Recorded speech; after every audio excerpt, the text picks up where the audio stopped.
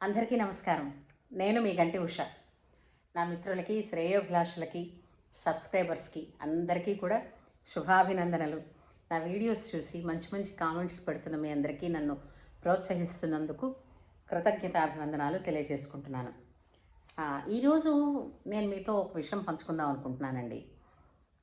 ఈ మధ్యన నేను 2 రోజుల క్రితం అనుకుంటా ఒక టీజర్ చూశాను. కన్నప్ప కొత్తగా వస్తోందట ఒక ఫిల్ము. అందులో ఒక టీజర్లో పార్వతీదేవి పాత్రధారిణి ఎవరైతే ఉన్నారో ఆమెకి వేసినటువంటి ఆహార్యం అంటే దుస్తుల గురించి చూస్తే నాకు ఆశ్చర్యం అనిపించిందండి. పార్వతీదేవి దుస్తులు ఇలా ఎందుకుంటాయి? ఎందుకంటే మీరు నిజంగానే ఇటువంటి సినిమాలు తీద్దాము అని అనుకున్నప్పుడు చాలా డీప్గా అసలు మూల గ్రంథాలలో ఆ ప్రతి విషయం కూడా వివరించే చెప్పారండి. వెనకటికి ఒక సినిమా ఏంటది, ఆదిపురుష్ అని ఏదో సినిమా వచ్చింది. అందులో సీత పాత్రకి ధరింపచేసినటువంటి వస్తువులు, చీరలు, సీతాదేవిని చాలా అదేంటది ఒక ఏదో నార వస్త్రమే కట్టుకున్నట్టుగా చూపించారు. సీత అడవులకైతే వచ్చింది కానీ నార వస్త్రాలు ధరించిన వాళ్ళు రామలక్ష్మణులే తప్ప సీత కాదు. వాల్మీకి రామాయణానికి వెళ్ళి మళ్ళీ తరచి చూడండి. ఎందుకంటే సీతాదేవికి కూడా కైక నార చీరలు ఇస్తే చాలా కోపంతో ఊగిపోయాడు దశరథుడు. వనవాసం నువ్వు ఇచ్చింది రాముడికి తప్ప సీతకి కాదు కదా, అటువంటిది సీత నార చీరలు కట్టుకునే ప్రసక్తే లేదు అని మిగిలిన వాళ్ళందరూ కూడా ఆమెకు అలా చెప్పడంతో అది ఆవిడ విరమించుకున్న తర్వాత దశరథ మహారాజు ఏమిటి ఆజ్ఞ చేశాడు తెలిసిందా?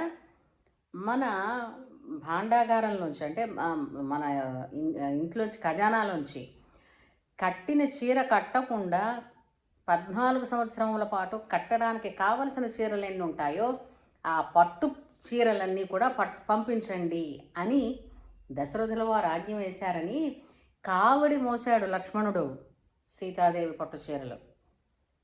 దీనికి మీకు అయోధ్యకాండలో రుజువు ఉంది, శ్లోకాలు. అలాగే అరణ్యకాండకి వస్తూ ఉంటే అరణ్యకాండలో గుహుడిని అడుగుతాడు భరతుడు, నా అన్న వదిన ఎక్కడ పడుకున్నారు అని. అంటే అక్కడ ఒక ప్రదేశం చూపిస్తాడు, ఒక రెల్లుగడ్డి పరిచి ఉంచాను, దీని మీదే పడుకున్నారు. ఎక్కడైతే వీళ్ళిద్దరూ శయనించారో అక్కడ సీతమ్మ వారి పట్టుచీర తాలూకు పోగులు కూడా అక్కడ పడి ఉన్నాయి. అంటే అమ్మవారు కట్టుకున్నవన్నీ పట్టుచీరలే. అలాగే ఇదే మళ్ళా ఆమె వస్త్రధారణ గురించి సుందరకాండలో కూడా చెప్పారు. ఇంతే కాకుండా దేవీ దేవతా స్త్రీల గురించి వీళ్ళు చూపించేటప్పుడు ఈ చిత్ర పరిశ్రమలో వాళ్ళ అందాన్ని, అంటే అందం అన్నది వేరే, ఇక్కడ దేవతా స్త్రీలలో చూపించవలసింది కళ, సౌశల్యం, అది ప్రదర్శన చేయాలి. కానీ ఈ జుత్తు విరమోసుకొని సీతాదేవి ఎప్పుడూ జుత్తు విరమోసుకొని లేదు. మీరు దీనికి ఉదాహరణ సుందరకాండలో కూడా వస్తుంది. ఏకవేణి ధరాశయ్య అంటే ఏమిటి, ఒంటి జడ వేసుకుని ఉంటుంది, నేల మీద పడుకుని ఉండేది అని చెప్పేసి. అంటే ఆవిడ జడ వేసుకునే ఉంది, తన జడతోనే ఊరి కూడా పోసుకుందాం అని అనుకుంది. అంచేత సీత జుత్తు విప్పి ఎప్పుడుందండి? ఇలా లేనివి చూపించడం అది సీత పాత్రధారి యొక్క అందాన్ని చూపించడానికి కాదు కదా. అక్కడ ఉన్నది ఉన్నట్టుగా అందులో ఎలా ఉందో, అంటే గ్రంథాలలో అసలు ఎలా ఉందో అలా చూపించాలి. ఇంకో చోట కూడా చూపించారు సీతాదేవిని, మళ్ళీ తులసిమాల వేశారు. సీతమ్మ వారి మెడలో ఆభరణాలు ఏవి, ఎందుకు లేవు? ఆవిడ ఆభరణాలు ఎందుకు పెట్టుకోలేదు? ఆవిడ ఋషిముఖ పర్వతం మీద కొన్ని ఆభరణాలను తీసి గుర్తుగా ఉంచడం కోసం పట్టుచీర కొంగు చింపి అందులో మూట కట్టి విడిచిపెట్టింది. కొన్ని ఆభరణాలు తన ఒంటి మీదే ఉన్నాయి. ఆవిడ ఆభరణాలు వేసుకోలేదు, తులసిమాలలు వేసుకుందని ఎవరు చెప్పాడండి? ఏదో వాళ్ళు చూపిస్తున్నారు, మనం కూడా తెలుసో తెలియకుండా ఏదో గుడ్డెద్దు చేలో పడింది అన్నట్టుగా చూసిస్తున్నాం. ఆ పాత్ర సీత కింద ఎవరిని వేశారు, వీళ్ళు ఎలా ఉన్నారన్న ఆలోచనలోనే పడిపోతున్నాను తప్ప నిజానికి ఈ విధంగా చేయడం వలన ఏంటవుతుందనంటే అసలు మూల గ్రంథాల్లో ఏముందో అది మాత్రం ప్రజల మనస్సులకి ఎక్కటం లేదు అన్నది నాకు అనిపిస్తూ ఉంటుంది. మరి మీకు కూడా అనిపిస్తే మీ కామెంట్స్ తెలియచేయండి.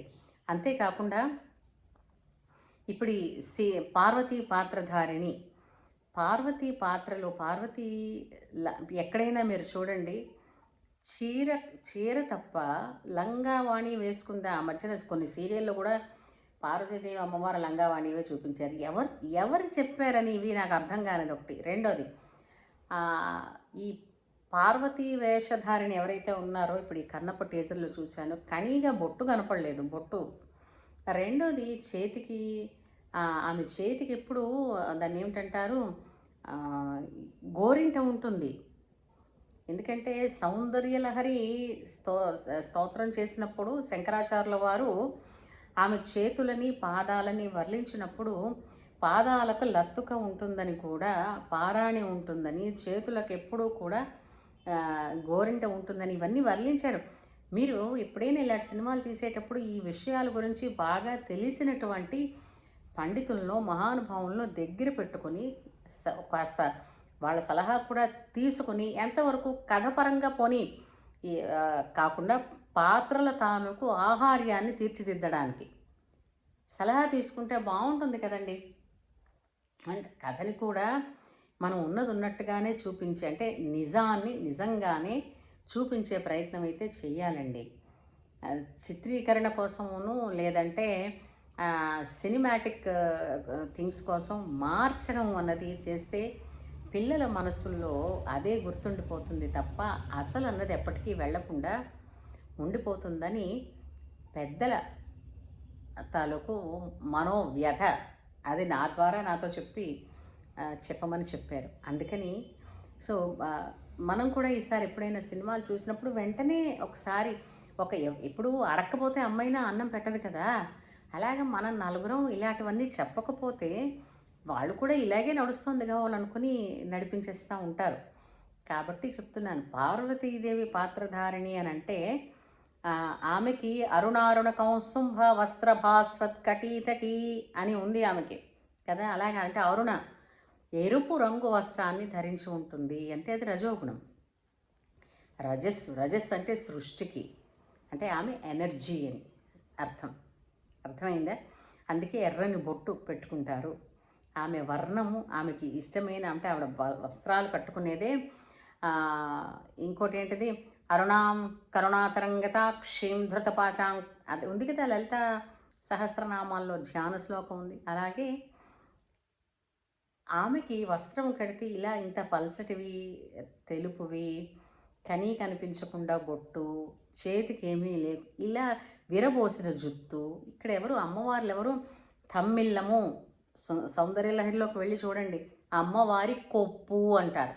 ఆ కొప్పులో పెట్టినటువంటి దేవపారిజాతాలు అవి ఎప్పుడూ తప్పిస్తూ ఉంటాయట. అమ్మవారి సిగలో ఉండడం వలన వాటికి సౌరభం వస్తుంది అని చెప్పి, అందుచేత ఇవి కరెక్ట్గా తెలుసుకుని ఎంతోమంది మహానుభావులు ఎన్నో రాశారండి. సౌందర్యలహరి మీద భాష్యం రాసిన వాళ్ళు ఉన్నారు, లలితా సహస్రనామాల మీద భాష్యం రాసిన వారు ఉన్నారు. అవన్నీ తెలుసుకోవడం వలన ఏంటవుతుందనంటే ఉపయుక్తమే అవుతుంది, కానీ చెడైతే జరగదు ఖచ్చితంగా. అందుచేత మున్ముందు ఇప్పటికీ కూడా మించిపోయింది లేదు.